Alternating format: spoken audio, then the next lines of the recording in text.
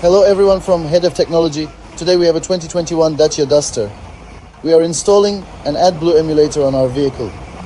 On our vehicle, the engine ECU is right next to the air filter. It's an MD1CS016 ECU. We open the connector. The connector is actually very easy to pull off, as our mechanics know. It slides open using the tabs, 2 tabs. Before that, it already has slots right here. After opening it like this, we hold our connector like this. When we hold our connector, it's like this: A, B, C, D, E, F, G, H. Our the brown white of our emulator, right? A1, A2, A3. We connect the brown wire of our emulator to A3. We connect the white wire of our emulator to A4 when we move right next to it.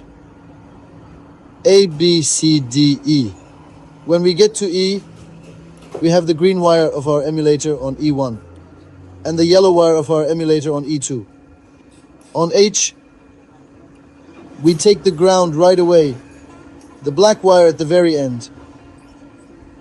As for the red wire, we take it from terminal D of the connector. D as in Delta.